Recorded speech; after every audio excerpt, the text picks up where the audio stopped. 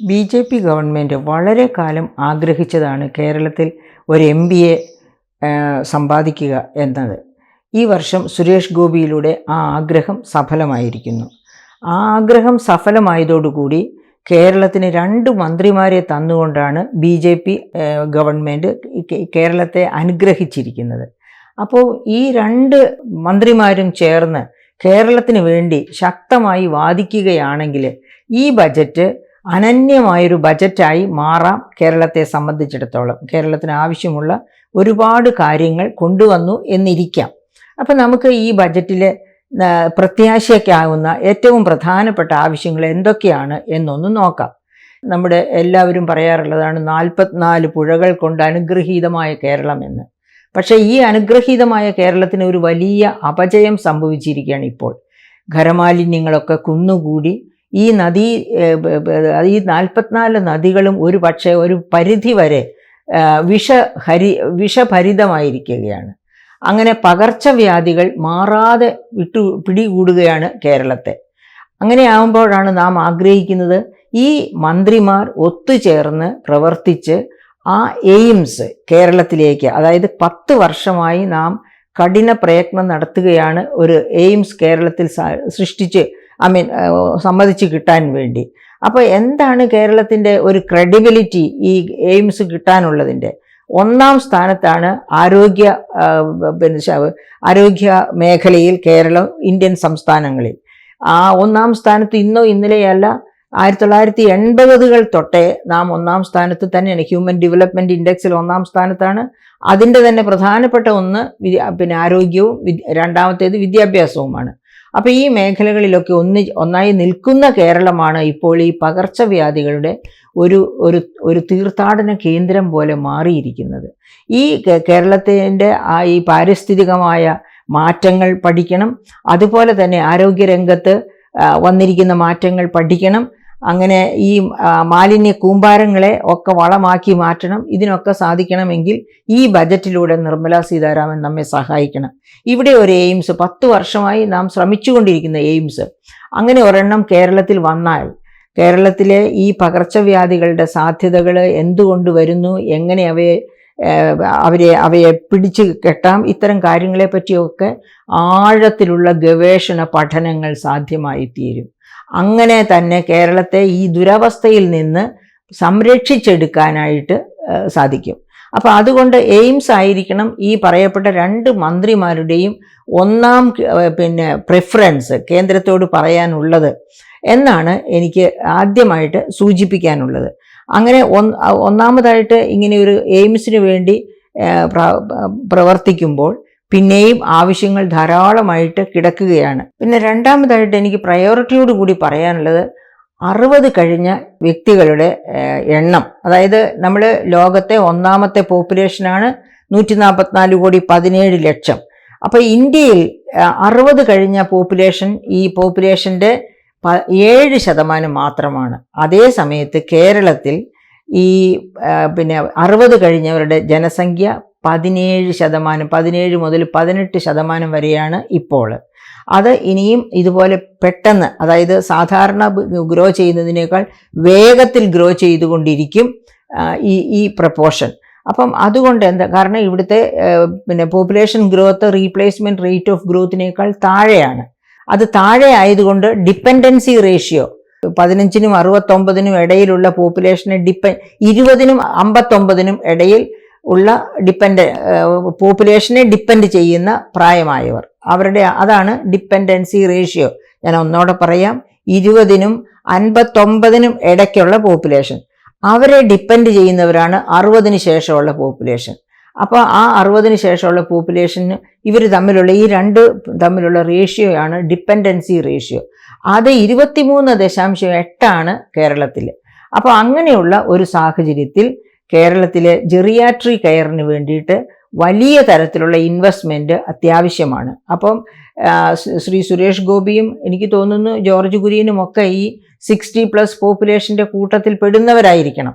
അങ്ങനെ ആകുമ്പോൾ അവർ ആ പ്രയോറിറ്റിയും കൂടി അതിന് കൊടുത്തുകൊണ്ട് ഈ 60+ പോപ്പുലേഷന് വേണ്ടി ഒരു ജെറിയാട്രി കെയറിന് വലിയ നല്ല ഒരു അലൊക്കേഷൻ കേന്ദ്രത്തിൽ നിന്ന് വാങ്ങിയെടുക്കണം.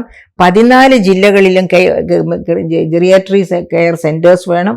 അതുപോലെ തന്നെ പിന്നെ ജെറിയാട്രി കെയറിനെ പറ്റിയുള്ള ആഴത്തിലുള്ള പഠനം നടത്തി അവർക്ക് വേണ്ടിയ പോഷകാഹാരം എങ്ങനെ, അവർക്ക് വേണ്ട എക്സർസൈസ് എന്തൊക്കെ, അവർക്ക് വേണ്ട റിക്രിയേഷൻസ് എന്തൊക്കെ, ഇത്തരം കാര്യങ്ങളെ പറ്റിയൊക്കെ പഠിക്കാനും എല്ലാത്തിനും പഠിച്ചാൽ മാത്രം പോരാ, ആക്ഷൻ എടുക്കാനും ഉള്ള സൗകര്യങ്ങൾ ഒരുക്കുക. അപ്പം ഒരു നല്ല അലൊക്കേഷൻ ഈ മേഖലയിൽ കേരളം അർഹിക്കുന്നു. അത് കേന്ദ്രത്തെ പറഞ്ഞ് മനസ്സിലാക്കുക എന്ന് പറയുന്നത് അത്ര ബുദ്ധിമുട്ടുള്ള ഒരു കാര്യമല്ല. പിന്നെ അതുപോലെ അത് കഴിഞ്ഞാൽ നമുക്ക് നോക്കാൻ പറ്റുന്ന ജെറിയാട്രി കെയറിൻ്റെ ഇത് കഴിഞ്ഞാൽ പിന്നെ നമുക്ക് അത്യാവശ്യമായിട്ട് നോക്കാൻ പറ്റുന്നത് കാർഷിക മേഖലയിലേക്ക് ഒന്ന് എത്തി നോക്കണം. എന്താണ് കാർഷിക മേഖലയുടെ പ്രത്യേക?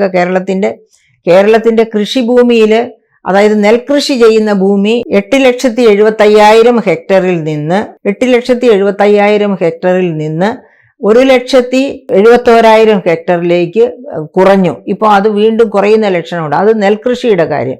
പക്ഷേ കാർഷിക വൃത്തിയിൽ നിന്ന് പിന്നെ ഇപ്പോഴും പിന്മാറാത്ത പലതരം ക്രോപ്പ് ഡൈവേഴ്സിഫിക്കേഷൻ, പലതരം വിളകളുമായി മുന്നോട്ട് പോകുന്ന ഒന്നാണ് കേരളം. അപ്പോൾ ഈ കേരളത്തിലെ കൃഷിയെ ഹെൽപ്പ് ചെയ്യണമെങ്കിൽ നമ്മുടെ MSP, അതായത് മിനിമം സപ്പോർട്ട് പ്രൈസ്, ഇപ്പോൾ 24 ക്രോപ്പുകൾക്കാണ് മിനിമം സപ്പോർട്ട് പ്രൈസ് കേന്ദ്ര ഗവൺമെൻറ്, അതായത് സ്വാമിനാഥൻ കമ്മീഷൻ റിപ്പോർട്ട് അനുസരിച്ച് 24 വിളകളെയാണ് മിനിമം സപ്പോർട്ട് പ്രൈസിൻ്റെ പട്ടികയിൽ ഉൾപ്പെടുത്തിയിട്ടുള്ളത്. കേരളത്തിൽ നിന്ന് 2 ക്രോപ്പുകൾ മാത്രമാണ് അതിലുള്ളത്, അതായത് നെല്ലും നാളികേരവും. അപ്പോൾ നമ്മളുടെ ഈ ഡൈവേഴ്സിഫൈഡ് ക്രോപ്പിംഗ് പാറ്റേണിൽ മറ്റുള്ള പല പ്രധാനപ്പെട്ട ക്രോപ്പുകളും ഈ പറയപ്പെട്ട സംഭരണ പട്ടികയിൽ വന്നിട്ടില്ല. അങ്ങനെയാവുമ്പോൾ സംഭരണ പട്ടികയിലെ എണ്ണം വർദ്ധിപ്പിക്കുക കേരളത്തിനും കേരളത്തെ പോലെ ഡൈവേഴ്സിഫൈഡ് ക്രോപ്പിംഗ് പാറ്റേണുള്ള സംസ്ഥാനങ്ങൾക്കും അത് പ്രയോജനപ്രദമായി തീരും. കർഷകർക്ക് കൃഷിയിൽ തന്നെ നിൽക്കാനുള്ള ഒരു ആശ്വാസവുമാകും. പിന്നെ വളരെ പ്രധാനമായിട്ട് നമുക്ക് പറയാനുള്ളത്, ഇന്ത്യയിൽ തന്നെ കർഷകർ, ഈ വലിയ പോപ്പുലേഷനെ തീറ്റിപ്പോറ്റേണ്ട കർഷകർ വലിയ പ്രതിസന്ധിയിലാണ് ഇപ്പോൾ കടന്നുപോയിക്കൊണ്ടിരിക്കുന്നത്. അപ്പോൾ മിനിമം സപ്പോർട്ട് പ്രൈസ് പിന്നെ വർദ്ധിപ്പിച്ചാൽ മാത്രം പോരാ, അതിന് ലീഗൽ വാലിഡിറ്റി നൽകണം. അതുമാത്രവും പോരാ, ഒരു കാർഷിക നിധി, കർഷകരെ സഹായിക്കാൻ വേണ്ടി ഒരു സ്ഥിരം കാർഷിക നിധി ഫോം ചെയ്യണം. ആ സ്ഥിരം കാർഷിക നിധിയിലേക്ക് എപ്പോഴൊക്കെയാണ് ഫണ്ട് അലോട്ട് ചെയ്യേണ്ടത്? ഓരോ ബജറ്റിലും ഫണ്ട് അലോട്ട് ചെയ്യണം. അതുപോലെ തന്നെ ഓരോ പ്രാവശ്യവും ശമ്പള പരിഷ്കരണം നടത്തുമ്പോഴും ഈ കർഷകരും നിതാന്തമായി പരിശ്രമിച്ചുകൊണ്ടിരിക്കുകയാണ് ഈ രാഷ്ട്രത്തിന് വേണ്ടി. അവർക്ക് ശമ്പള പരിഷ്കരണം വരുത്തി ശമ്പളം കൂട്ടിക്കൊടുക്കുമ്പോൾ തന്നെ ഈ നിധിയിലേക്കും അതിന് ഒരു സർട്ടൻ പ്രപ്പോർഷൻ ഓഫ് ഫണ്ട് ഈ നിധിയിലേക്കും കൂടി ഇടുക. എന്നിട്ട് ആ ഫണ്ട് എന്തിനു ഉപയോഗിക്കണം? അത് പിന്നെ വന്യമൃഗ സംഘർഷത്തിൻ്റെ പേരിലായിട്ട് മരണപ്പെടുകയോ അതുപോലെ തന്നെ കൃഷി നശിക്കുകയോ ഒക്കെ ചെയ്യുന്നവർക്ക് ഇൻഷുറൻസ് സംരക്ഷണം പോലെ കൊടുക്കാനായിട്ട്, അതുപോലെ ഇപ്പോൾ കൊടുത്തുകൊണ്ടിരിക്കുന്ന ഇൻഷുറൻസിൻ്റെ തുക വർദ്ധിപ്പിക്കാനായിട്ട്, അതുപോലെ വായ്പകൾ പിന്നെ എഴുതിത്തള്ളേണ്ട സാഹചര്യത്തിൽ വായ്പകൾ എഴുതിത്തള്ളാനായിട്ട് ഈ ഫണ്ടിൽ നിന്നെടുത്ത് വായ്പകൾ എഴുതിത്തള്ളി കൊടുക്കുക. അങ്ങനെയൊക്കെയുള്ള കാര്യങ്ങൾക്ക് വേണ്ടിയാണ് ഇതുപോലെ ഒരു കാർഷിക നിധി ഫോം ചെയ്യേണ്ടത്. പിന്നെ അതുപോലെ തന്നെ വളരെ പ്രധാനപ്പെട്ട മറ്റൊരു ഐറ്റമാണ് നമ്മുടെ സംഘർഷ മേഖല. അതായത് ഇപ്പോൾ കേരളത്തിൽ മാത്രമല്ല, മറ്റ് പല സംസ്ഥാനങ്ങളിലും ഡെൻസ് ഫോറസ്റ്റ് ഉള്ള സംസ്ഥാനങ്ങളിലൊക്കെ തന്നെ മനുഷ്യ സംഘർഷങ്ങളുണ്ട്. അപ്പോൾ ഇപ്പോൾ ആനയോ പോലെയുള്ള വന്യമൃഗങ്ങളുള്ള സ്ഥലങ്ങളിൽ തീർച്ചയായിട്ടും കോൺക്രീറ്റ് ട്രഞ്ച്, പണ്ട് കോൺക്രീറ്റ് ചെയ്യാത്ത കിടങ്ങുകൾ കുഴിക്കുമായിരുന്നു. പക്ഷേ അതൊക്കെ ആനയുടെ തുമ്പിക്കൈയും ചവിട്ടലും ഒക്കെ ആയിട്ട് മണ്ണിട്ട് നികന്നു പോകും 1, 2, 3 വർഷമൊക്കെ കഴിയുമ്പോഴത്തേക്കും. അങ്ങനെ സംഭവിക്കാതിരിക്കാനായിട്ട് ശക്തമായ കോൺക്രീറ്റ് ട്രഞ്ചുകൾ നിർമ്മിക്കുക. ആ ട്രഞ്ചുകൾക്ക് തന്നെ നല്ല ഉയരം ഉണ്ടായിരിക്കുക. അപ്പോൾ വന്യജീവികൾ, അതായത് പുലിയും കടുവയും ഒന്നും ചാടി ഇപ്പുറത്ത് വരാതിരിക്കത്തക്ക രീതിയിൽ നല്ല വലിപ്പത്തിൽ പിന്നെ കോൺക്രീറ്റ് ഇതോടുകൂടിയ ട്രഞ്ചുകൾ കെട്ടുക. ആ ട്രഞ്ച് കെട്ടുന്നതിന് കേന്ദ്ര ഗവൺമെൻറ് തൊഴിലുറപ്പ് പദ്ധതി ഉപയോഗപ്പെടുത്തുക. അതായത് തൊഴിലുറപ്പ് പദ്ധതി പ്രയോജനപ്പെടുത്തേണ്ടത് നമ്മുടെ ലോക്കൽ സെൽഫ് ഗവൺമെൻറ് ഇൻസ്റ്റിറ്റ്യൂഷൻസ് ആണ്. പക്ഷേ എന്തുകൊണ്ടാണ് അവരെ ഉപയോഗപ്പെടുത്തണമെന്ന് ഞാൻ പറഞ്ഞത്? അവരുടെ ഈ തൊഴിലുറപ്പ് പദ്ധതിയുടെ 90% വേതനവും ചെലവുകളും വഹിക്കുന്നത് കേന്ദ്ര ഫണ്ടിങ് ആണ്, കേന്ദ്ര ഗവൺമെൻറ് ആണ്. അപ്പോൾ കേന്ദ്ര ഗവൺമെൻറ് ഫണ്ട് ചെയ്യുന്ന ആ പണിക്കാരെ കൊണ്ട് ഇപ്പോൾ ചെയ്തുകൊണ്ടിരിക്കുന്നത് സാധാരണ പണക്കാരുടെ പറമ്പ് കിളക്കൽ പോലെയുള്ള അനാവശ്യ കാര്യങ്ങളാണ്. അതിന് പകരമായിട്ട് വളരെ ആവശ്യമുള്ളതാണ് ഈ പറയപ്പെട്ട സംഘർഷ മേഖലകളിൽ പിന്നെ അവയെ ചെറുക്കാനായിട്ട് വന്യമൃഗങ്ങൾ മനുഷ്യവാസ കേന്ദ്രങ്ങളിലേക്ക് വരാതിരിക്കാനുള്ള സാഹചര്യം സൃഷ്ടിക്കുക. അതിന് ഒന്നാമതായിട്ട് വേണ്ടത് കിടങ്ങ് കുഴിക്കുന്നതിനേക്കാൾ ഉപരി വേണ്ടത് അവിടെ ജലം കിട്ടത്തക്ക രീതിയിൽ ജലസംഭരണികൾ സ്ഥാപിക്കുക. അതുപോലെ തന്നെ ആവാസ വ്യവസ്ഥ ശക്തമാക്കാൻ വേണ്ടി അവയ്ക്ക് ഇഷ്ടപ്പെട്ട പുല്ലും തൊട്ട് എല്ലാം, അതായത് നമ്മുടെ കേരളത്തിൽ പ്രത്യേകിച്ചും മഞ്ഞക്കൊന്ന, അതുപോലെ തേക്ക് തോട്ടങ്ങൾ, ഗവൺമെൻറ് തന്നെ ആവിഷ്കരിച്ച തേക്കിൻ തോട്ടങ്ങൾ, അതുപോലെ യുക്കാലിപ്പിറ്റ്സ് തോട്ടങ്ങൾ, ഈ പറയപ്പെട്ട തോട്ടങ്ങളൊക്കെ ജലാംശം മുഴുവനും കാർന്നെടുക്കും. അത് തന്നെയല്ല ഒരു ജൈവ സാധനം പോലും അതിൻ്റെ ചുവട്ടിൽ ഉണ്ടാവുകയുമില്ല ഭൂമിയിൽ. അപ്പോൾ വരുമ്പോഴത്തേനും വന്യമൃഗങ്ങൾക്ക് ഭക്ഷണമില്ല, വെള്ളമില്ല. അങ്ങനെ വരുമ്പോഴാണ് അവ മനുഷ്യവാസ കേന്ദ്രങ്ങളിലേക്ക് വരുന്നത്. വാഴയും ചക്കയും അതുപോലെ തന്നെ മറ്റ് ക്രോപ്പ്, അതായത് പിന്നെ മനുഷ്യൻ ജീവനോപാധിക്ക് വേണ്ടി കൃഷി ചെയ്യുന്നതൊക്കെ നശിപ്പിച്ച് കടന്നു പോകുന്നു. അപ്പം അത്തരം ഒരവസ്ഥ, ഒരു സാഹചര്യം പിന്നെ ജൈവാവസ്ഥ ഫോറസ്ട്രി മേഖലയിൽ ഉണ്ടാക്കാൻ വേണ്ടി തൊഴിലുറപ്പ് പദ്ധതികളെ ഉപയോഗിക്കുക. അങ്ങനെ വരുമ്പോഴത്തേക്കും സർക്കാർ അതിനുവേണ്ടി പ്രത്യേക മുതൽ മുടക്ക് കണ്ടുപിടിക്കേണ്ടതുമില്ല, കാര്യം സാധിക്കുകയും ചെയ്യും. ഇതൊക്കെ നട്ടുപിടിപ്പിക്കാനും ഒക്കെ ആയിട്ട് ഒരു ഫോളോ അപ്പ് തുടർച്ചയായിട്ട് ഈ തൊഴിലുറപ്പ് പദ്ധതിക്കാരുടെ തന്നെ മേൽനോട്ടവും സഹകരണവും ഉണ്ടായാൽ ഇത് വളരെ ശക്തിയായിട്ട് നടപ്പാക്കാവുന്ന ഒരു കാര്യമാണ്. പിന്നെ അതുപോലെ കേരളത്തിന് വിഴിഞ്ഞം പോർട്ട് ഇപ്പോൾ ഒന്നാം ഘട്ടം പൂർത്തിയായെങ്കിൽ പോലും വിഴിഞ്ഞം പ്രോജക്റ്റ് വഴിയായിട്ട് വരുമെന്ന് പറഞ്ഞ വികസനം വരണമെന്നുണ്ടെങ്കിൽ അവിടെ ഒരു ബിസിനസ് ഹബ്ബ് ആകത്തക്ക രീതിയിലുള്ള എല്ലാ വളർച്ചയും, അപ്രോച്ച് റോഡുകളുടെ നാവായിക്കുളം മുതൽ വിഴിഞ്ഞം വരെയുള്ള അപ്രോച്ച് റോഡ് അഥവാ തുരങ്കം റെയിൽപാത, അതുമല്ലെങ്കിൽ അതുപോലെ മറ്റ് ഉള്ള അപ്രോച്ച് റോഡുകളെല്ലാം കൃത്യമായിട്ട് നിർമ്മാണം ചെയ്യപ്പെടണം. അതുപോലെ തന്നെ മറ്റ് അവിടെ തൊഴിൽ നഷ്ടപ്പെട്ട് ജീവനോപാധി നഷ്ടപ്പെട്ട ഫിഷ് വർക്കേഴ്സിന് തന്നെ ട്രെയിനിങ് കൊടുത്ത് പുതിയ സംരംഭങ്ങളൊക്കെ വരുമ്പോൾ അതിലൊക്കെ അവർക്ക് ജോലി കിട്ടത്തക്ക രീതിയിൽ ഒരു സംവരണം ഏർപ്പെടുത്തി അങ്ങനെ മുന്നോട്ട് പോകാനുള്ള രീതി ഉണ്ടാവണം. അതുപോലെ അവർക്ക് ഇതുവരെയും റീഹാബിലിറ്റേഷൻ പാക്കേജ് നിശ്ചയിക്കുകയോ നൽകുകയോ ചെയ്തിട്ടില്ല. അതിനായിട്ട് വിഴിഞ്ഞത്ത് നിന്ന് കുടിയൊഴിപ്പിക്കപ്പെട്ട ഓരോ വ്യക്തിക്കും അത് ഉദരത്തിൽ കിടക്കുന്ന എംബ്രിയോ ആണെങ്കിൽ അതിനു പോലും 1 കോടി രൂപ വെച്ച് പ്രതിഫലം, അതായത് അവരെ റീഹാബിലിറ്റേറ്റ് ചെയ്യാനുള്ള ഫണ്ട് അനുവദിക്കണമെന്ന് കേന്ദ്രത്തോട് നിർബന്ധപൂർവം ആവശ്യപ്പെട്ട് അത് അനുവദിപ്പിക്കാനുള്ള ഉത്തരവാദിത്വം നമ്മുടെ കേരളത്തിൽ നിന്ന് പോകുന്ന എംപിമാർക്ക്, അതുപോലെ തന്നെ എംപിമാർക്കുണ്ട്, അതുപോലെ തന്നെ 2 മന്ത്രിമാർക്കുമുണ്ട്. അതവർ പ്രത്യേകമായിട്ട് ശ്രദ്ധിക്കണം എന്നാണ് എൻ്റെ റിക്വസ്റ്റ്.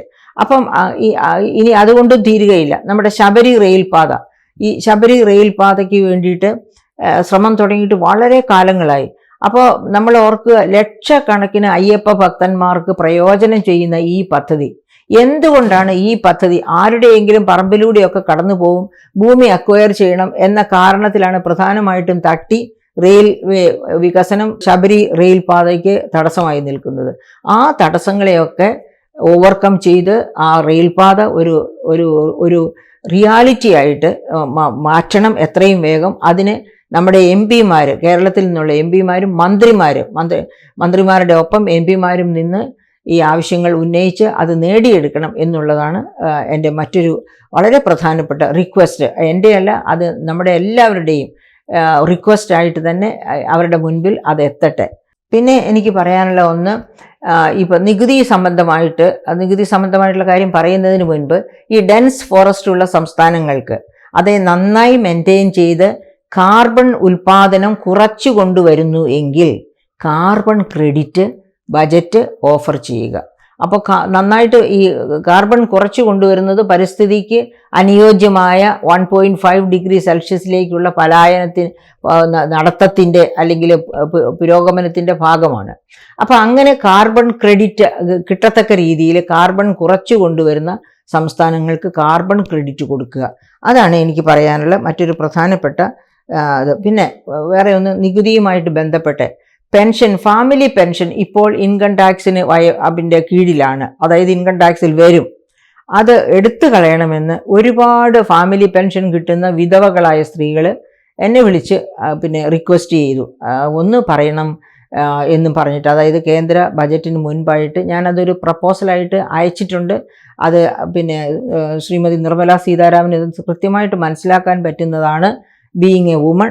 അപ്പോൾ അത് അംഗീകരിക്കുമോ എങ്ങനെയാണെന്ന് എനിക്കറിഞ്ഞുകൂടാ. അദ്ദേഹത്തിൻ്റെ ശ്രദ്ധയിൽപ്പെട്ടിട്ടുണ്ടോ എന്നും എനിക്ക് കൃത്യമായിട്ട് അറിഞ്ഞുകൂടാ. കാരണം ഞാൻ കുറച്ച് പ്രപ്പോസൽസ് അയച്ചെങ്കിലും അതിനൊന്നും എനിക്ക് റിപ്ലൈ കിട്ടിയിട്ടില്ല. അതുകൊണ്ട് ഐ എം നോട്ട് ഷുവർ. എങ്കിലും ഞാൻ ഒരിക്കൽ കൂടി ഇവിടുത്തെ എം പിമാരോടും ഇവിടെ നിന്നുള്ള 2 മന്ത്രിമാരോടും ഓർമ്മപ്പെടുത്തുകയാണ്, ഫാമിലി പെൻഷൻ ഈ ഇതിൽ നിന്ന്, നികുതിയിൽ നിന്ന്, അതായത് ഇൻകം ടാക്സിൽ നിന്ന് ഒഴിവാക്കണം. അതുപോലെ ഇൻകം ടാക്സ് സ്ലാബ് റേസ് ചെയ്തിട്ട് ഒരുപാട് കാലമായി. പക്ഷേ നമ്മുടെ കോസ്റ്റ് ഓഫ് ലിവിങ് വളരെ ഉയർന്നു നിൽക്കുകയാണ്. അപ്പോൾ ഇൻകം ടാക്സ് സ്ലാബിലും ഒരു വർധനവ് അത്യാവശ്യമാണ് എന്ന് പ്രത്യേകമായിട്ട് ഓർമ്മപ്പെടുത്തുകയാണ്. പിന്നെ ഇന്ത്യയിലെ കാര്യങ്ങൾ, ഇന്ത്യക്ക് മൊത്തമായിട്ട് ആവശ്യമുള്ള കാര്യങ്ങളിലേക്ക് വരികയാണെങ്കിൽ ഏറ്റവും പ്രധാനമായിട്ട് നാം കാണേണ്ടത് തൊഴിലില്ലായ്മയാണ്. ഇന്റർനാഷണൽ ലേബർ ഓർഗനൈസേഷൻ അതിൻ്റെ അവസാനവട്ട പഠനത്തിൽ കണ്ടെത്തിയത് ഇന്ത്യയിൽ 82.9% തൊഴിലില്ലായ്മ എന്നാണ്. അതിലെ അഭ്യസ്തവിദ്യരായ പുരുഷന്മാരുടെ തൊഴിലില്ലായ്മ, അഭ്യസ്തവിദ്യർ എന്ന് പറയുന്നത് പ്രീ ഡിഗ്രിയും അതിന് മുകളിലേക്കും വിദ്യാഭ്യാസമുള്ളവരെയാണ്. അത്തരം പുരുഷന്മാരുടെ തൊഴിലില്ലായ്മ 65% മുകളിലാണ്. അതേ സമയത്ത് അതേപോലെ എഡ്യൂക്കേഷണൽ ക്വാളിഫിക്കേഷനുള്ള സ്ത്രീകളുടെ പിന്നെ തൊഴിലില്ലായ്മ 76.7%. അപ്പോൾ ഈ 2 തൊഴിലില്ലായ്മയും വസ്തുനിഷ്ഠമായിട്ട് നോക്കുകയും പരിശോധിക്കുകയും അതിന് ഒരു പരിഹാരം കണ്ടെത്തുകയും ചെയ്യണം. അപ്പോൾ അതിന് പരിഹാരം കണ്ടെത്തണമെങ്കിൽ എന്താണ്? ഇപ്പോൾ ഇന്ത്യയിൽ സാമ്പ്രദായികമായിട്ടുള്ള രീതി അനുസരിച്ച് നോക്കുകയാണെങ്കിൽ 96%, 94 മുതൽ 96% വരെ തൊഴിലുകൾ സൃഷ്ടിക്കപ്പെടുന്നത് നാമമാത്ര ചെറുകിട ഇടത്തരം സംരംഭങ്ങൾ വഴിയാണ്, അതായത് MSME സെക്ടർ വഴിയായിട്ടാണ്. പക്ഷേ ഈ MSME സെക്ടറിന് എന്ത് സംഭവിച്ചു? പല പഠനങ്ങളും കാണിക്കുന്നുണ്ട്. നോട്ട് നിരോധനം, നമുക്കറിയാം, നോട്ട് നിരോധനം നടപ്പിലായതോടുകൂടി, നോട്ട് നിരോധനം എന്ന് പറയുന്നത് November 8, 2016 ഒരു രാത്രി നോട്ട് നിരോധനം, അതായത് പിന്നെ 86.4% കറൻസി പിൻവലിക്കുന്നതായിട്ടുള്ള ഒരു ഹൈ വാല്യൂ കറൻസി പിൻവലിക്കുന്നതായിട്ടുള്ള അനൗൺസ്മെൻറ്റ് വരുന്നത്. അങ്ങനെ അതിനടുത്ത ദിവസം മുതൽ നമ്മൾ കണ്ടതാണ്, പിന്നെ പൈസ പിൻവലിക്കാൻ വേണ്ടിയുമൊക്കെ ക്യൂവിൽ നിന്ന്, പൈസ മാറ്റിയെടുക്കാൻ വേണ്ടിയൊക്കെ ക്യൂവിൽ നിന്ന് കുഴഞ്ഞു വീണ് മരിക്കുന്നവരൊക്കെ നമ്മൾ കണ്ടതാണ്. അപ്പം ആ കാലഘട്ടത്തിൽ ഈ നോട്ട് നിരോധനം അതായത് കറൻസി ഇല്ലാതെ ഉള്ള ഇക്കോണമി, അന്ന് നീതി ആയോഗിൻ്റെ പിന്നെ വൈസ് ചെയർമാൻ ആയിരുന്ന രാജീവ് കുമാർ തന്നെ പറഞ്ഞത് ഇങ്ങനെയാണ്: 45 വർഷത്തെ ഏറ്റവും വലിയ പണച്ചുരുക്കം, 75 വർഷത്തെ ഏറ്റവും വലിയ തൊഴിലില്ലായ്മ എന്നാണ് അദ്ദേഹം പറഞ്ഞത്. അപ്പം അങ്ങനെ പറഞ്ഞ ദുരവസ്ഥയിലേക്ക് ഇന്ത്യയെ കൊണ്ടെത്തിച്ചത് തെറ്റായ നോട്ട് നിരോധന നയം മൂലമായിരുന്നു. അതോടുകൂടി എന്ത് സംഭവിച്ചു? ഈ പറയപ്പെട്ട നാമമാത്ര ചെറുകിട ഇടത്തരം സംരംഭങ്ങളൊക്കെ നിലം പരിശായി. അവ പിന്നെ റിവൈവ് ചെയ്ത് വരാൻ തുടങ്ങിയപ്പോഴേക്കും വരുന്നു 2017 ജൂലൈ 1-ാം തീയതി ഗുഡ്സ് ആൻഡ് സർവീസസ് ടാക്സ്, അതായത് ചരക്ക് സേവന നികുതി. വേണ്ടത്ര മുൻ ഒരുക്കങ്ങൾ കൂടാതെ ഈ ചരക്ക് സേവന നികുതി കൊണ്ടുവന്നത് മറ്റൊരു കനത്ത പ്രഹരമായി അതിൻ്റെ നികുതി ശൃംഖലയിൽ വന്നു ചേരേണ്ട പല ഫേംസും. അങ്ങനെ ആ തിരിച്ചടി, അതും കഴിഞ്ഞ് അതിനെയും പതുക്കെ പരിഹരിച്ച്, അതായത് 5 വർഷത്തേക്ക് കോമ്പൻസേഷൻ, റവന്യൂ വരുമാനത്തിൽ വരുന്ന, നികുതി വരുമാനത്തിൽ വരുന്ന കുറവിനനുസരിച്ച് കോമ്പൻസേഷൻ കൊടുക്കുമെന്ന് ശാസ്ത്രീയമായിട്ടൊക്കെ തീരുമാനിച്ചിരുന്നു. അങ്ങനെ തീരുമാനിച്ചിരുന്ന ആ ഘട്ടത്തിലാണ്, ശാസ്ത്രീയമായിട്ട് തീരുമാനിച്ചിരുന്നു എന്ന് പറയുമ്പോൾ എങ്ങനെയാണ് ഈ ശാസ്ത്രീയമായി തീരുമാനിച്ചത് എന്നും കൂടി ഞാൻ പറയാം. അതായത് ഒരു സംസ്ഥാനത്തിന് കിട്ടേണ്ട റവന്യൂ ലോസ് എന്ന് പറഞ്ഞ് കൊടുക്കേണ്ട കോമ്പൻസേഷൻ എങ്ങനെ തീരുമാനിച്ചു? മുൻ 3 വർഷത്തെ, അതായത് അതേ വർഷത്തെയും വേറെ മുന്നോട്ടുള്ള 2 വർഷത്തെയും കൂടി എടുത്ത് ശരാശരി എടുക്കും. ആ ശരാശരിയിൽ നിന്ന് എത്ര താഴെ പോയോ നമ്മുടെ നികുതി വരുമാനം, ആ താഴെ പോയ ആ വ്യത്യാസമാണ് കോമ്പൻസേഷനായിട്ട് കൊടുക്കുക. അത് നീതിയുക്തമായ ഒരു കോമ്പൻസേഷൻ രീതിയായിരുന്നു. അപ്പോൾ എനിക്കറിയാം, ഇവിടെ കേരളത്തിലൊക്കെ നികുതി പിരിവിൽ ഒട്ടും ശുഷ്കാന്തി കാണിക്കാത്തതിനെ പറ്റി ബജറ്റ് ചർച്ചാവേളയിൽ പ്രീ ബജറ്റ് ചർച്ചാവേളയിൽ ഞങ്ങളൊക്കെ പിന്നെ വിമർശിക്കുമ്പോൾ അന്നത്തെ ധനമന്ത്രി തന്നെ പറഞ്ഞിട്ടുണ്ട് കോമ്പൻസേഷൻ കിട്ടുമല്ലോ, പിന്നെ എന്തിനാ നമ്മൾ ഇവരെ അത്ര ബുദ്ധിമുട്ടിക്കുന്നത് എന്ന്. ആ രീതി ഒരിക്കലും ഒരു ധനമന്ത്രിക്ക് ചേരുന്നതല്ല. ധനമന്ത്രിയുടെ ഡ്യൂട്ടി ചെയ്യണം, കേന്ദ്രത്തിൻ്റെ ഡ്യൂട്ടി. കോമ്പൻസേഷൻ കേന്ദ്രം തരുമെന്ന് പറഞ്ഞ് ഇവരെ അയച്ചു കൊടുത്താൽ ഈ വ്യാപാരി വ്യവസായി, അതായത് നികുതി കൊടുക്കേണ്ട സമൂഹത്തിന് അതൊരു എന്താ പറയുക, ഒരു അക്ഷയപാത്രമായിട്ട് അവരതിനെ യൂട്ടിലൈസ് ചെയ്യാൻ തുടങ്ങും. അവർ നികുതി കൊടുക്കുകയില്ല എന്നുള്ള തീരുമാനത്തിൽ. അങ്ങനെയാണ് പിന്നീടുള്ള വർഷങ്ങളിലൊക്കെ ഇപ്പോഴും നമ്മൾ കോമ്പൻസേഷൻ എന്ന് പറഞ്ഞുകൊണ്ടിരിക്കുക. കോമ്പൻസേഷൻ 2022 നിന്നു, 22 വരെയാണ് പറഞ്ഞിരുന്നത്. അപ്പം അങ്ങനെ ശാസ്ത്രീയമായി കോമ്പൻസേഷൻ ഉണ്ടായിരുന്നു. പക്ഷേ എന്നിട്ട് പോലും ഈ കോവിഡ് അല്ലാതെ ഈ GST കനത്ത പ്രഹരമാണ് സമ്പദ്ഘടനയിൽ ഏൽപ്പിച്ചത്. പിന്നെ അതുപോലെ തന്നെ ഉദാഹരണത്തിന് ഞാനൊരു ഉദാഹരണം കൂടി ഇവിടെ പറയാം. പെട്രോളിയം ഉൽപ്പന്നങ്ങളെ GSTയിൽ ഉൾപ്പെടുത്തിയില്ല. അതിനെപ്പറ്റി പാർത്ഥസാരഥി ഷോ, ഇന്ത്യ കണ്ട ഏറ്റവും വലിയ ടാക്സ് എക്സ്പോർട്ടാണ് അദ്ദേഹം, ഒരു ഇന്റർനാഷണൽ ടാക്സ് എക്സ്പോർട്ടാണ് അദ്ദേഹം തന്നെ. ഇവിടുത്തെ നികുതി പരിഷ്കരണത്തെ പറ്റി വാല്യൂ ആഡഡ് ടാക്സ് കൊണ്ടുവരുന്നതും അത് കഴിഞ്ഞിട്ട് അത് പിന്നെ GSTയിലേക്ക് പോകേണ്ടതും ഒക്കെ പറഞ്ഞുള്ള കമ്മീഷനായിട്ട് ചെയർമാനായി റിപ്പോർട്ടുകളൊക്കെ കൊടുത്തിട്ടുള്ളതാണ്. അദ്ദേഹത്തിൻ്റെ ഒരു പുസ്തകമുണ്ട്, ടാക്സേഷൻ ആൻഡ് ഡെവലപ്മെൻറ്റ്. ആ ടാക്സേഷൻ ആൻഡ് ഡെവലപ്മെൻറ്റിൽ അദ്ദേഹം പറയുന്നത്, ഒരു ചാപ്റ്ററിൻ്റെ ഹെഡിങ് ആയിട്ട് തന്നെ അദ്ദേഹം പറയുന്നത് എന്താണെന്നറിയാമോ? If petroleum is not there it is not GST. അതായത് GSTക്കകത്ത് പെട്രോളിയം ഇല്ലേ, അത് GST അല്ല എന്നാണ് അദ്ദേഹം പറയുന്നത്. അപ്പോൾ എന്താണ് GSTയുടെ പ്രസക്തി? പെട്രോളിയം ഇല്ലെങ്കിൽ എന്താണ് പെട്രോളിയം അതിനകത്ത് വരണമെന്ന് പറഞ്ഞത്? കാരണം ഇന്ത്യയെ സംബന്ധിച്ച് പെട്രോളിയം അത്ര പ്രധാനപ്പെട്ട ഒരു ഉൽപ്പന്നമാണ്. 80% പെട്രോളിയം നാം ഇറക്കുമതി ചെയ്യുന്നു. ഇറക്കുമതി ചെയ്യുന്ന പെട്രോളിയം ഉൽപ്പന്നങ്ങൾ ഉപയോഗിച്ചാണ് ഈ വലിയ രാജ്യത്തെ സാധനങ്ങളും സേവനങ്ങളും വ്യക്തികളും അങ്ങോട്ടും ഇങ്ങോട്ടും ട്രാൻസ്പോർട്ട് ചെയ്യപ്പെടുന്നതും ഒക്കെ.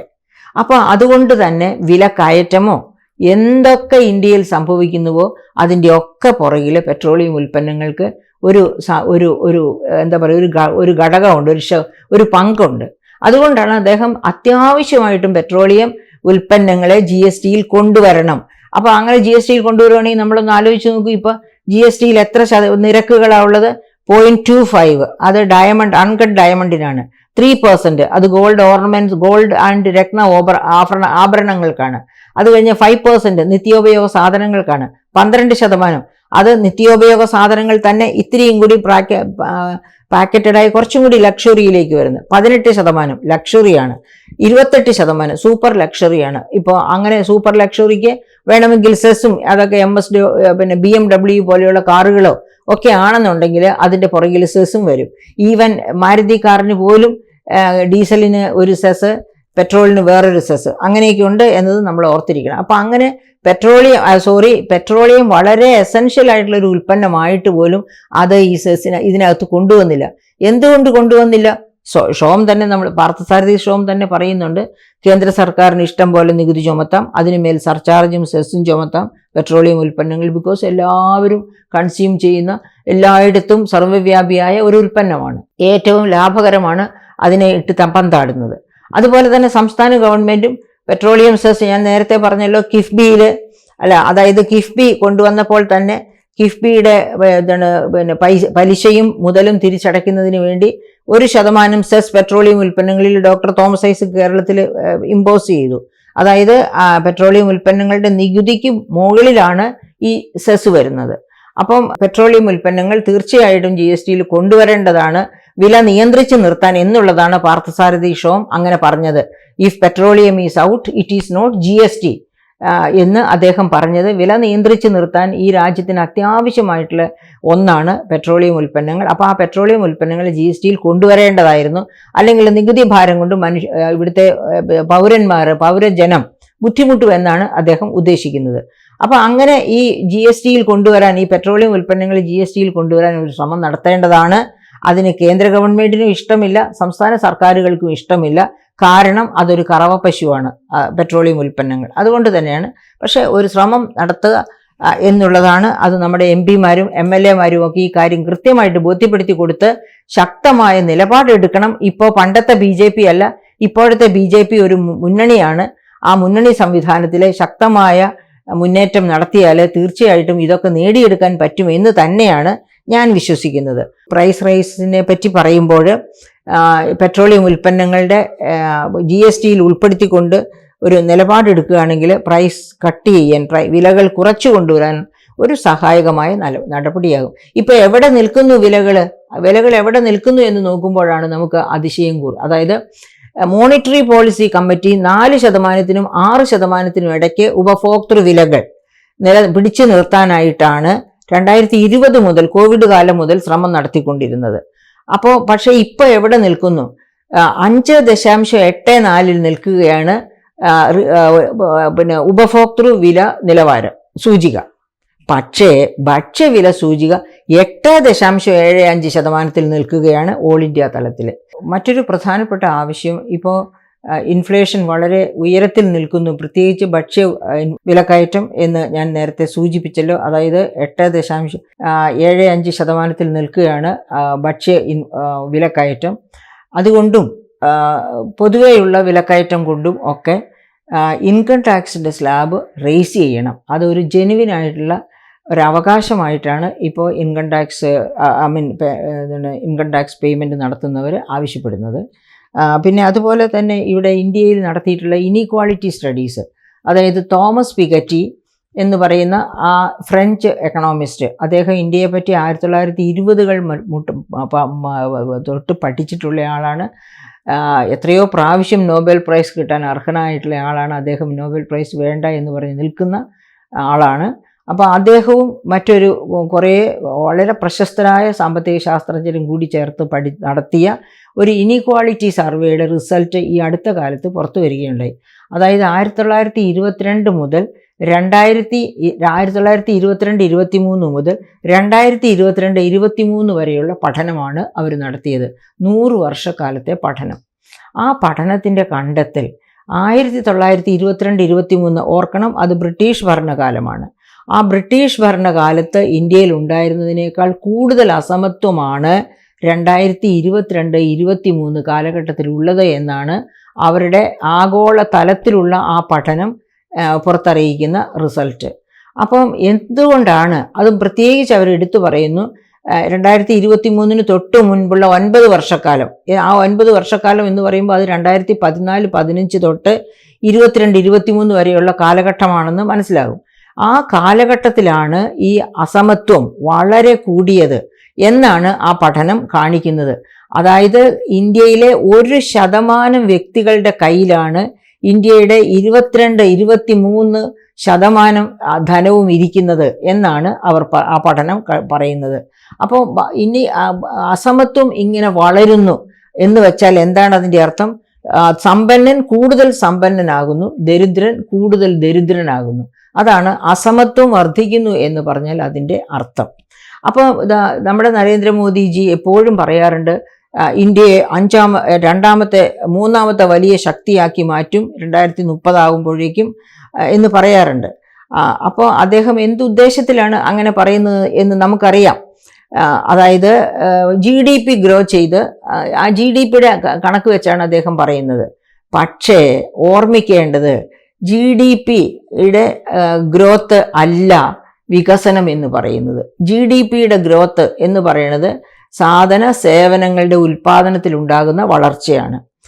ആ വളർച്ച വികസനമായി, അതായത് ഡിസ്ട്രിബ്യൂട്ട് ചെയ്യപ്പെട്ട് സർവ്വസാധാരണക്കാരുടെയും കരങ്ങളിലെത്തുമ്പോൾ അത് ഉപഭോഗിക്കപ്പെടുന്നു.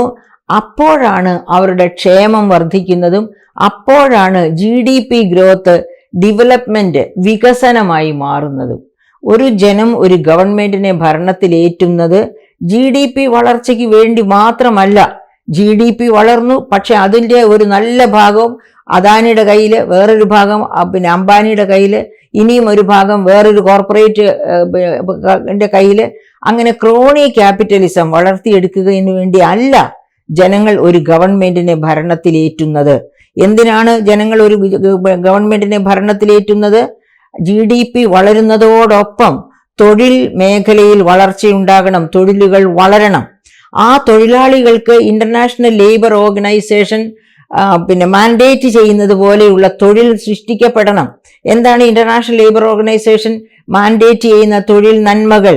ഒന്നാമത് ഫിക്സ്ഡ് ജോലി, അതായത് സ്ഥിര ജോലി. 2 മാന്യമായ വേതനം. 3 യൂണിയനൈസ് ചെയ്യാനും അവകാശങ്ങൾക്ക് വേണ്ടി വാദിക്കാനുമുള്ള അവസരം. 4 സോഷ്യൽ സെക്യൂരിറ്റി അഥവാ പെൻഷൻ. ഈ 4 ഗുണങ്ങളുമുള്ള തൊഴിലാണ് ഇന്റർനാഷണൽ ലേബർ ഓർഗനൈസേഷൻ ലോകത്തെവിടെയുമുള്ള തൊഴിലാളികൾക്ക് വേണ്ടി ആഗ്രഹിക്കുന്നത്. അപ്പോൾ ഒരു രാഷ്ട്രത്തിന്റെ GDP വളരുമ്പോൾ അതിനോടൊപ്പം തൊഴിലുകളും സൃഷ്ടിക്കപ്പെടണം. തൊഴിലാളികൾക്ക് മാന്യമായ വേതനം ലഭ്യമാകണം. അങ്ങനെ മാന്യമായ വേതനമാണ് നമ്മുടെ ഭക്ഷണമായിട്ട്, നമ്മുടെ വസ്ത്രമായിട്ട്, നമ്മുടെ വിദ്യാഭ്യാസമായിട്ട്, നമ്മുടെ ആരോഗ്യ മേഖലയിലെ ചെലവായിട്ടൊക്കെ മാറുന്നത്. അങ്ങനെയാണ് ക്ഷേമം വർദ്ധിക്കുന്നത്. അപ്പോൾ വളർച്ച ക്ഷേമം വർദ്ധിപ്പിച്ച് വികസനം കൊണ്ടുവരുന്നു. അങ്ങനെയുള്ള വികസനമാണ് ഏത് രാജ്യവും ആഗ്രഹിക്കുന്നത്.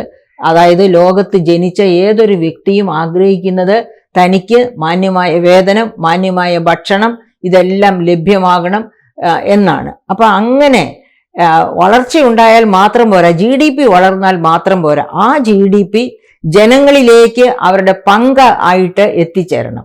അതിനാണ് തൊഴിൽ സൃഷ്ടി വേണമെന്ന് പറയുന്നത്. അപ്പം ഈ തൊഴിൽ സൃഷ്ടിക്കുന്ന കാര്യത്തിൽ അസമത്വം കുറയ്ക്കുന്ന തരത്തിൽ ട്രേഡ് യൂണിയൻസും ഒക്കെ ആയിട്ട് സംസാരിച്ച്, നമുക്കറിയാം ഗിഗ് പ്ലാറ്റ്ഫോം വർക്കേഴ്സ് വളരെ നിർഭാഗ്യകരമായ അവസ്ഥയിലുള്ള തൊഴിലാളികളാണ് ഗിഗ് ആൻഡ് പ്ലാറ്റ്ഫോം വർക്കേഴ്സ്.